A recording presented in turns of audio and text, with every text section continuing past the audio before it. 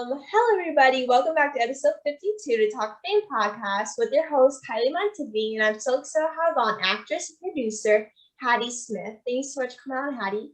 Thank you so much for having me. Of course, I'm so happy to have you on. So you're an actress. What made you want to start acting and being in the industry? I first actually started getting started in acting when I was professionally probably in middle school and high school. I just started to get involved in theater in high school back in St. Louis. That's where I'm from. But prior to that, my cousin and co-collaborator were co-writers. She and I have been making home videos since age like 3 or 4. We've had a video or camcorder around us at all times, writing stories or putting stuff on camera, putting sketch shows together for our entire family. So we just naturally were drawn to the creative and the performing arts. Yeah.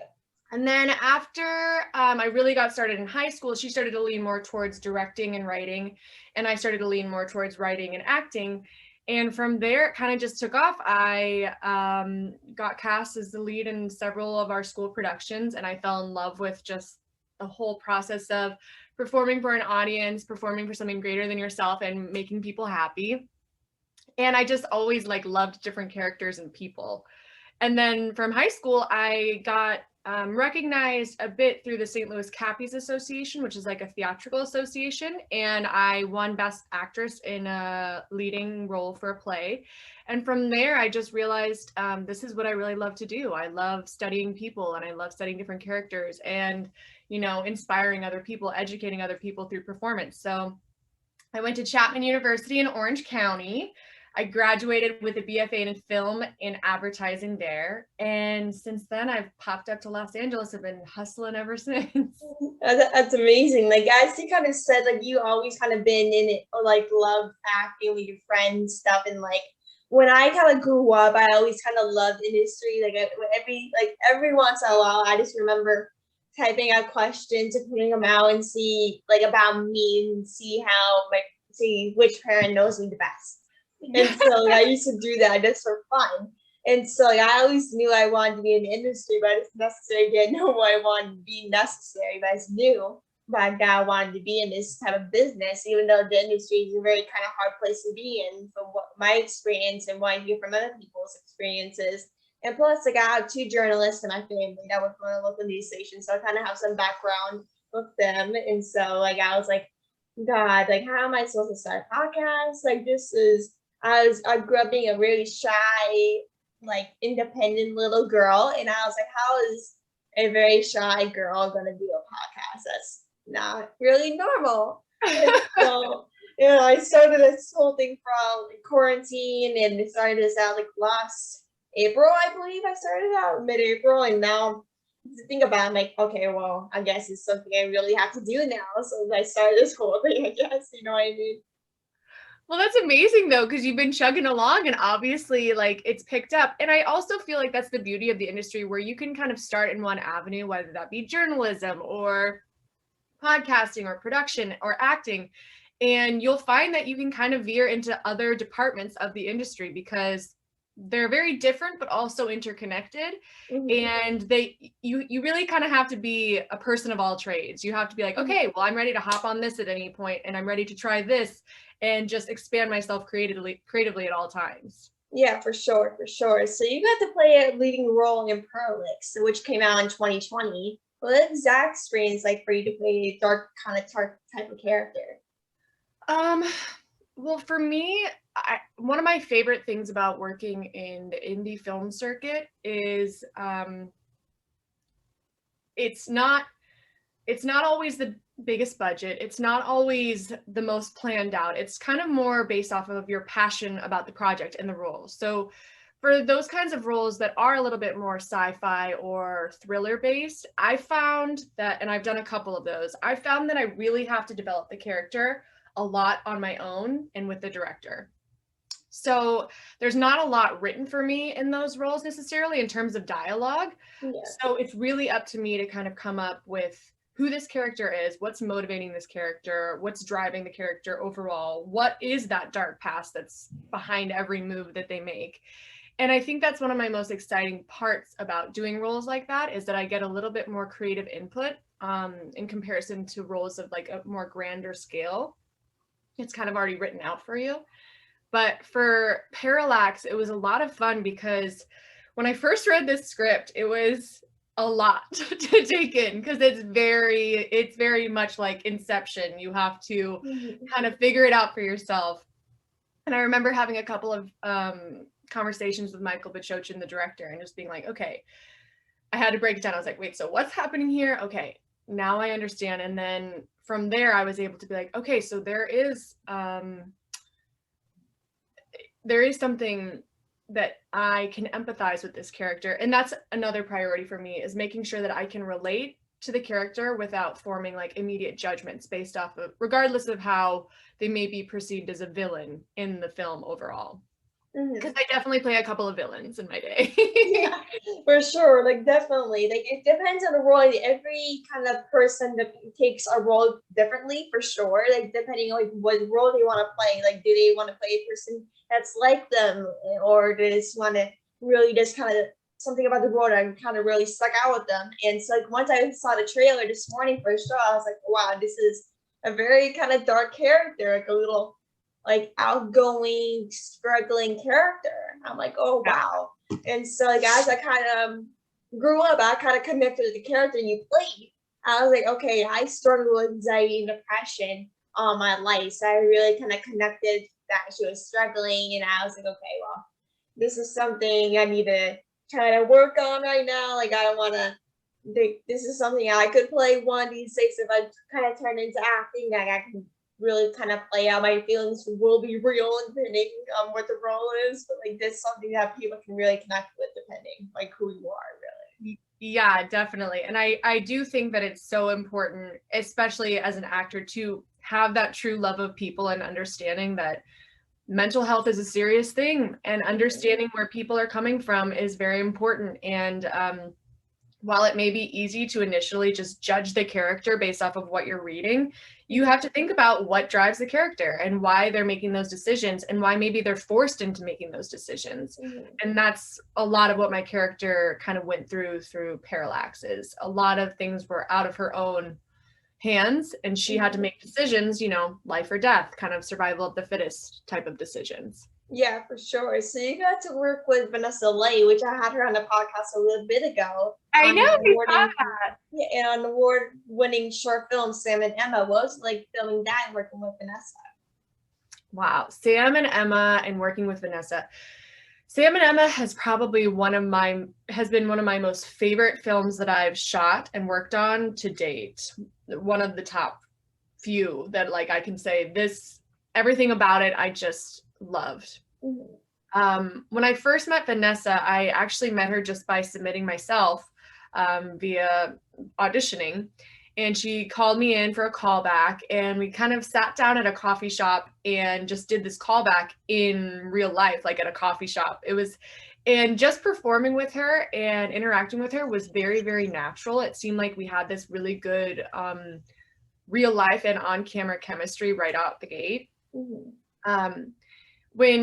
When I finally booked the role and Vanessa kind of sat me down and we talked about like the goal of her making this film and taking these very real circumstances that a lot of people in different relationships or just different life positions could relate to, and realizing that she wanted to take this with an LGBTQ couple and turn it into something that's, you know, more typically defined in a heteronormative way, and instead turn it into like, this is so much more grand than that. This is just a person perspective. Like, this is a relationship that anybody can relate to.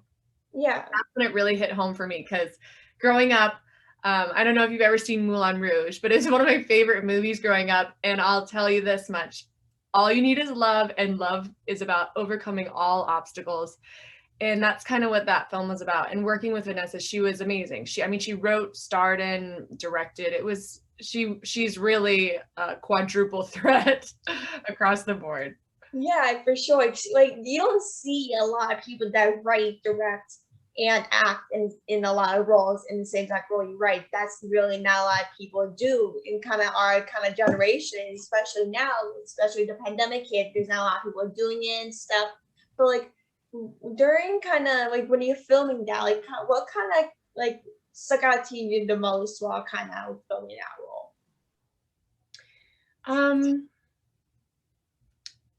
While filming, there was a couple of things. One thing that I was absolutely obsessed with was the crew, the cast crew. Everybody was very close-knit, and we had so much fun on set, despite the very traumatic material we were handling. And, you know, that's really important, is that when you come into a space, you need to make sure that you feel safe. Mm-hmm. And you need to make sure, especially when you're handling material like that, and you need to make sure that you can feel free to express yourself, but also come out of it and be in a safe place and feel comforted. So yeah. I think that was a huge, huge factor in shooting Sam and Emma. And aside from that, it was just honestly me and Vanessa's chemistry. I felt like we had so much fun shooting these things and those scenes, and they really did just come very naturally. Like it was like I'd known her for years and we were just telling this beautiful story together. Oh, for sure. Like since you kind of been in the acting industry in the entertainment industry for a while, do you have anyone that you look up to as like an actress, or just kind of in general? Oh, that's I feel like that I find another person every year, but yeah. Growing up, it was probably like when I was younger, I was obsessed with movies and just watching as many as I could. I'm sure you're probably the same. Yeah, I'm the same exact way. Yeah. So I was probably more obsessed with Kate Winslet and Nicole Kidman growing up, just because those are some major staples. Yeah. And now that I'm like more figuring out and establishing my own career, some people and some careers that I really look up to are people like Emily Blunt, Rose Byrne, or Jodie Comer, who's actually probably maybe just a couple of years older than me. Mm-hmm. And those are some people who are in the industry right now who I really loved the trajectory of their careers, and I've loved the different genres that they've worked in and how they've kind of diversified their portfolio across all those different genres. And that's kind of something that I really like. They've also told a lot of stories in television and in movies that I think are important, and I love that too.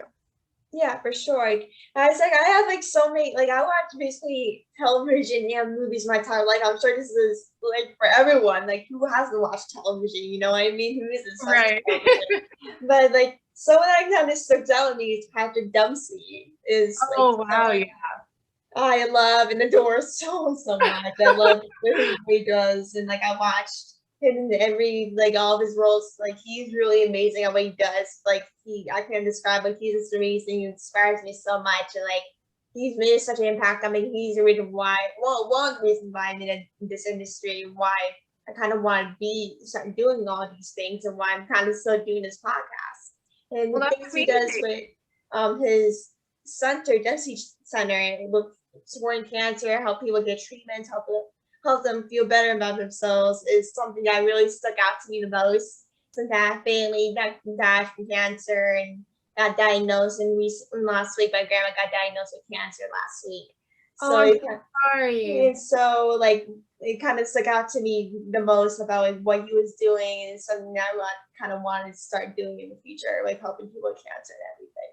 Absolutely. Well, yeah, I don't blame you. And yes, he's had an amazing career and he's been across all the genres. So I don't blame you at all. And he's truly amazing and pretty to look at too. Yeah, true. I really have like when I see him on TV, I'm like, God, like how is this guy good looking? You're like, this good looking, you know what I mean? Definitely get that part. Yes. Yeah. So after kind of 2 years in the pandemic, how much do you think has changed with acting and filming since the pandemic has started over 2 years ago?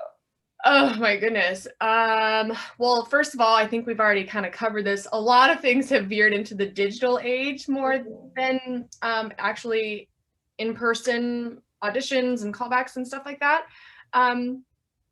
I think that aside from just that, aside from, you know, auditions moving into the home and not staying so much in studios and stuff, I would say that the amount of content that is going out into the world has increased like astronomically. I feel like a lot of people, when they were kind of stuck in the safety or, you know, the craziness of their own home, it kind of inspired them to be like, okay, I want to be creative. I want to find these creative outlets that I can use. And that manifested itself in either writing, shooting things on their own and doing all that stuff. So I feel like there's a lot more opportunities now to get involved and to produce your own content. And while it might not, you know, be seen or be on Netflix or anything, there's so many different mediums that you can use, whether it's Quibi, YouTube, any of those things.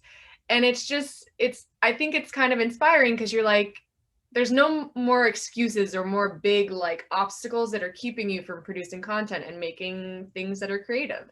So that's really exciting.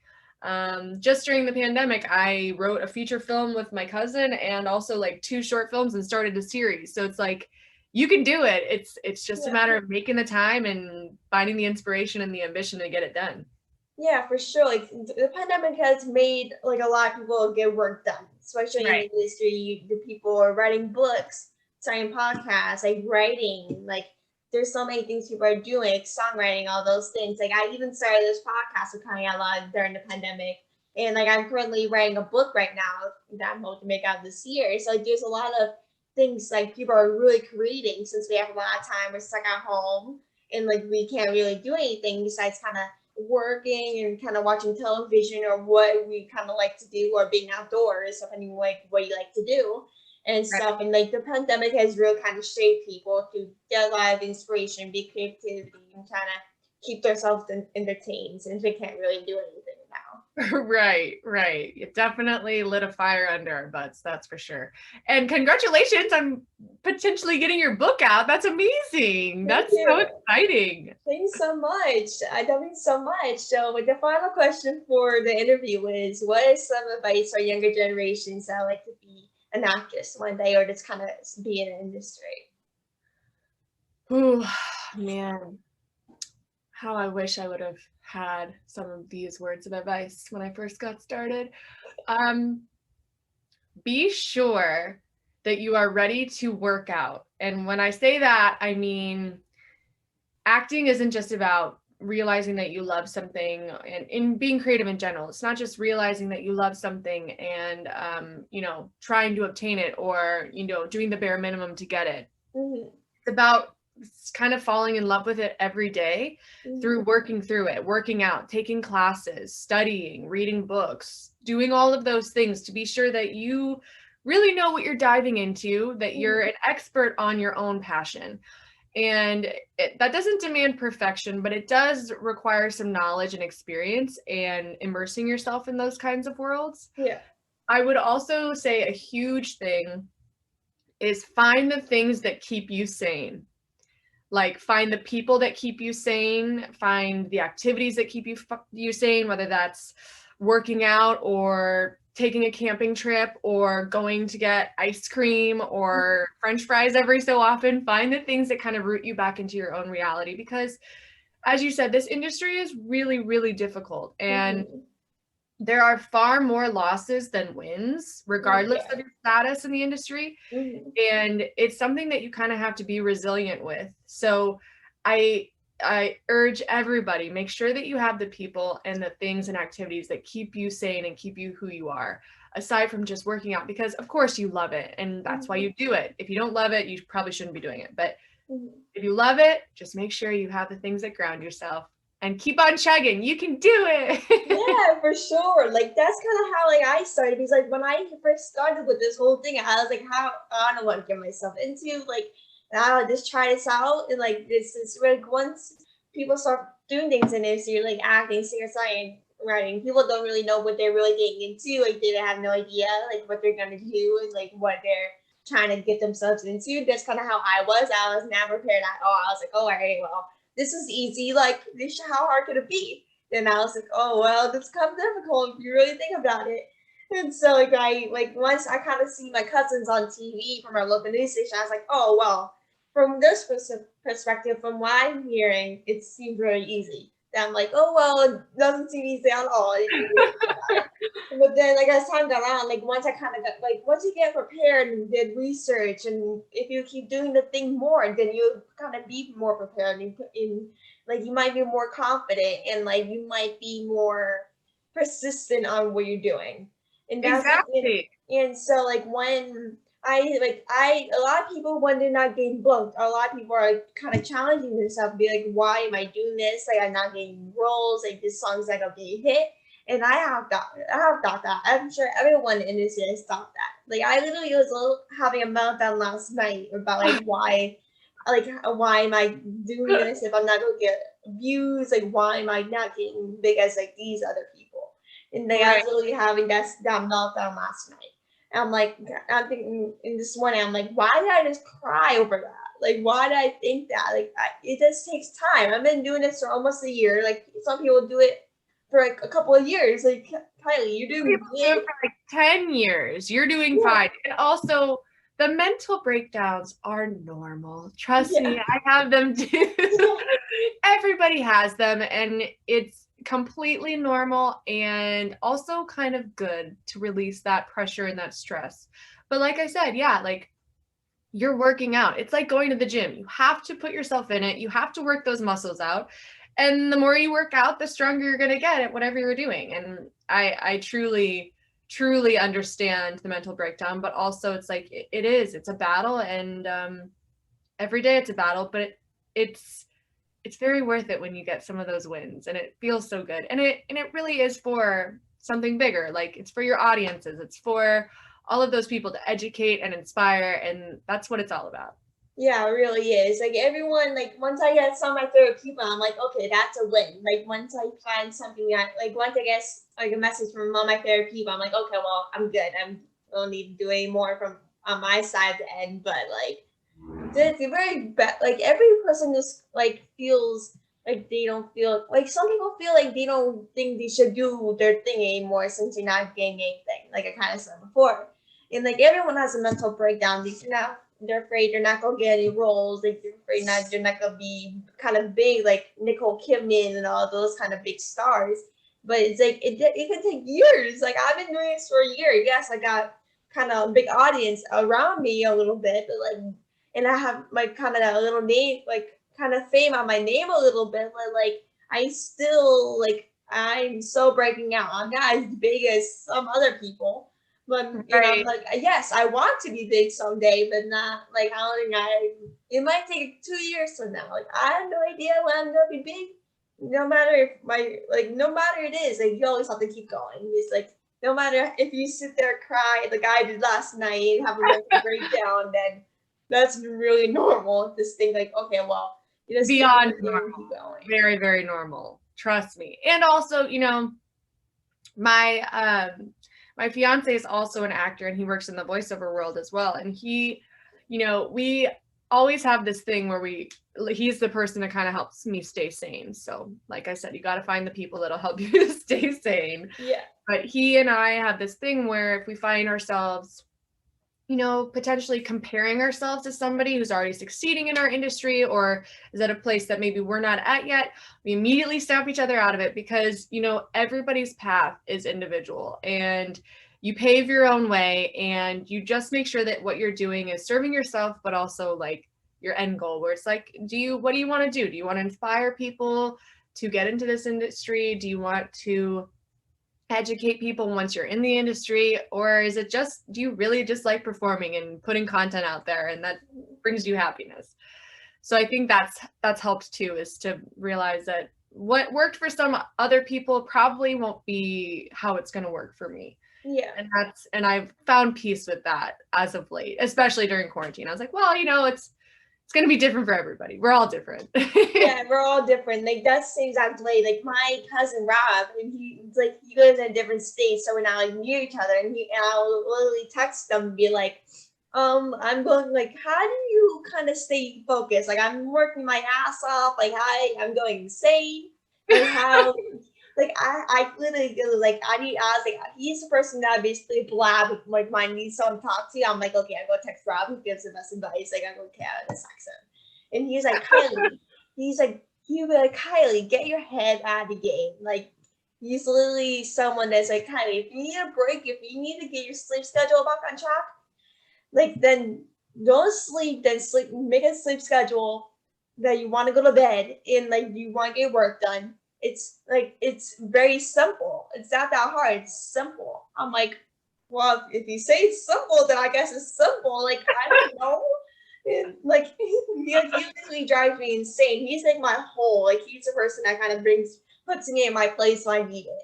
Well, that's good. You have one of those. But also, I get being stuck in your own mind and feeling like you just have to go, go, go, go, go. And that's why it's good. You got Rob. Rob's his name. He can help ground you. Yeah, and like everyone needs someone like that needs to kind of break them. And when you really don't get roles, like your husband, like your fiance is kind of someone that you can lean towards that needs kind of motivation, and you'll be like, you don't need to be that person. Like, you might want to be that person now, but you don't want to. You two are different people. You might be in the position one day. You might want to be in their position, but it just takes time and growth. You have to work hard for it, but you still might not be in a position. It might take years to take, but like, it just takes time. Just have fun on the road. Yeah, for sure. So I just want to thank you so much for coming on the podcast. It was so great to speak with you. You're amazing. We'll definitely speak soon. Thank you so much for coming on again. Of course. Thanks so much for having me. I had so much fun. You too. Thank you so much. We'll definitely speak soon. Okay, sounds good. Bye. Bye.